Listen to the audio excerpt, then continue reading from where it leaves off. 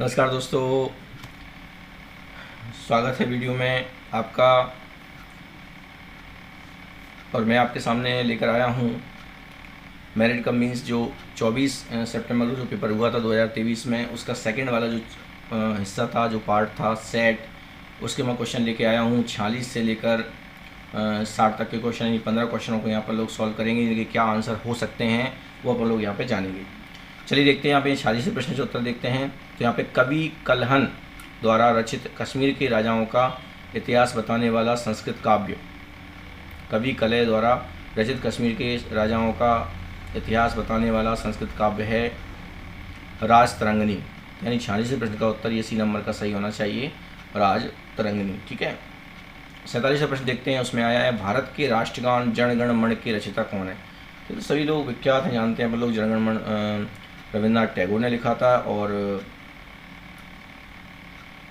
जो राष्ट्रीय गीत है वो बंकिम चंद्र चटर्जी ने लिखा था। तो यहाँ पे जनगण मन की बात चल रही है, तो इसके रचयिता कौन थे?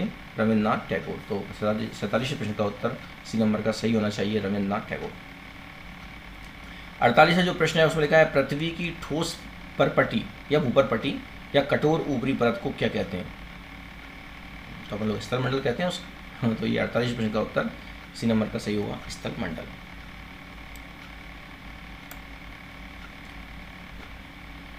आगे बढ़ते हैं और देखते हैं अपन लोग अगला जो क्वेश्चन है वो देख लेते हैं। यहाँ पर अगला क्वेश्चन क्या कहता है अपना,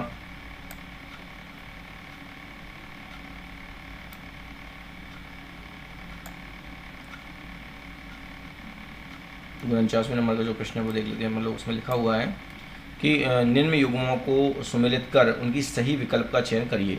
मतलब ये कौन किससे मैच करेगा ये अपन लोग पहले देख लेते हैं, और फिर उनके पेयर में कौन सा वाला आंसर सही है वो देखेंगे। तो यहाँ जो तापमापी है, देखो वो तापमापी क्या करता है, तापमान मापता है। तो पहले का ये थर्ड होना चाहिए ना, तो पहले का थर्ड देखो इसमें मिल रहा है। फिर बैरोमीटर जो है वायु दाब मापने का काम में आता है, तो ये बी आई से मिलना चाहिए ना। फिर रेन गेज जो है वर्षा मापने का होता है, तो ये सी जो है फोर्थ से मिलना चाहिए। और बात दिग्दर्शी आपका पवन मापने का होता है, तो ये डी सेकंड से मिलना चाहिए।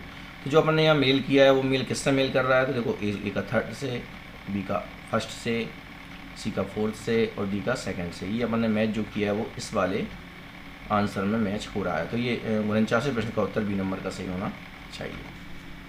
ठीक है दोस्तों, आगे बढ़ते हैं और देखते हैं अपन लोग अगला क्वेश्चन। तो ये 50वां जो क्वेश्चन है इसमें लिखा है वायुमंडल की वह परत जिसमें हम सांस लेते हैं क्या कहलाती है? तो वो कहलाती है अपनी क्षोभमंडल, है ना। तो वायुमंडल की वह परत जिसमें हम सांस लेते हैं, क्षोभमंडल सबसे पहला वाला हिस्सा होता है भूपरपट्टी के बाद वायुमंडल का। तो इसलिए अपन लोग सभी गतिविधियाँ इसी में होती हैं, क्षोभमंडल में, तो इसी में अपन लोग सांस लेते हैं। तो 50% का उत्तर डी नंबर का सही होना चाहिए, क्षोभमंडल। अब आता है 51 नंबर का प्रश्न आता है, इसको देख लेते हैं। इसमें लिखा है भारत के उत्तरी क्षेत्र की गर्म और शुष्क स्थानीय पवन क्या कहलाती है? मतलब भारत के उत्तरी क्षेत्र की जो गर्म और शुष्क स्थानीय जो पवन चलती है, जो हवा चलती है, वो क्या कहलाती है? तो वो कहलाती है गर्म हवा को अपन लू कहते हैं। तो 51 जो प्रश्न का उत्तर है वो ए है, लू।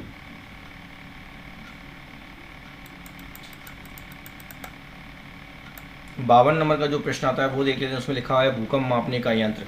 तो अपन जानते हैं भूकंप मापने का जो यंत्र रहता है वो होता है सिस्मोग्राफ।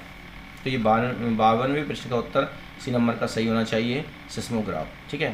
फिर ये 53वें नंबर का जो क्वेश्चन है वो देख लेते हैं। उसमें लिखा है सूर्य व चंद्रमा के शक्तिशाली गुरुत्वाकर्षण के बल के कारण पृथ्वी की सतह पर क्या होता है? तो अपन जानते हैं सूर्य और चंद्रमा के शक्तिशाली गुरुत्वाकर्षण बल के कारण अपन जानते हैं कि समुद्र में बहुत बड़े बड़े हिलोरे आते हैं, है ना। उसकी लहरें बहुत ऊंची ऊंची उठती हैं। तो ये ज्वार भाटा जो है ये होता है इस कारण से, है ना। 53वें प्रश्न का उत्तर बी नंबर का सही होना चाहिए, ज्वार भाटा।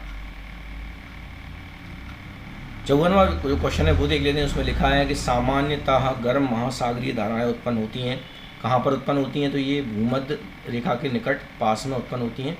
तो 54वें प्रश्न का उत्तर बी नंबर का सही होना चाहिए, भूमध्य रेखा के निकट।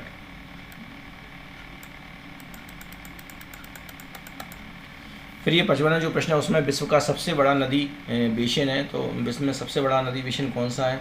तो वो अमेजन नदी पर है, अमेजन बेसिन है। तो ये 55वें प्रश्न का उत्तर ए नंबर का सही होना चाहिए, अमेजन बेसिन। 56वें प्रश्न में देखते हैं निचले इलाके किसके लिए अति संवेदनशील होते हैं? अपन जानते हैं कि जब निचले इलाके में पानी बहकर बहुत जल्दी इकट्ठा हो जाता है तो बाढ़ में ऐसी स्थिति उत्पन्न होती है कि बाढ़ में से निचले इलाके के लोगों को ऊपर ले जाया जाता है बचाने के लिए। तो निचले इलाके में सबसे अधिक संवेदनशील जगह होती है, तो वो होती है बाढ़, है। तो ये बाढ़ जो है बहुत ज़्यादा खतरनाक रहती है। निचले इलाकों में लोगों को ऊंची वाले इलाकों में लाया जाता है उससे ना, क्योंकि निचले इलाकों में पानी जल्दी से बह के पहुँच जाता है।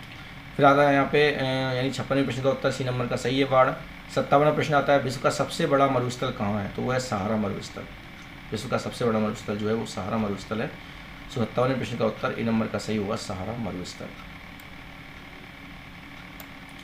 58वें नंबर का प्रश्न देख लेते हैं। उसमें लिखा है कि निम्न में से कौन सा कथन प्रकृति के संरक्षण के अनुकूल नहीं है, पृथ्वी की रक्षा के लिए अनुकूल नहीं है। तो ये कक्ष से निकलने के पश्चात बिजली के उपकरण को बंद करना, तो ये प्रकृति में शामिल नहीं होता, ये अलग बात है यहाँ पे। तो 58वें प्रश्न का उत्तर ये जो डी नंबर का है ये होना चाहिए।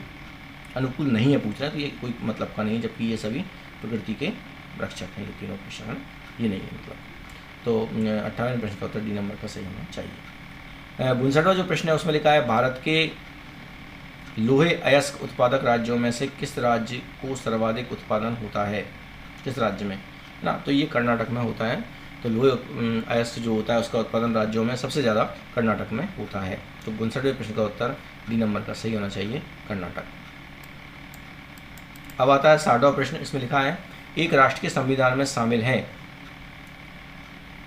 तो क्या शामिल होता है संविधान में, नियम भी शामिल होते हैं और कानून भी शामिल होता है ना, दोनों शामिल होते हैं। तो सी नंबर का सही होना चाहिए यहाँ पे ना, ए और बी। तो 60वें प्रश्न का उत्तर सी नंबर का होगा, ए और बी, यानी कि नियम और कानून दोनों, ठीक है। तो दोस्तों अगर वीडियो आपको अच्छी लगी हो, पसंद आई हो, तो मेरी वीडियो को लाइक करें, शेयर करें और मेरे चैनल को सब्सक्राइब करें। अगली वीडियो में फिर मिलते हैं, तब तक के लिए जय हिंद, जय भारत।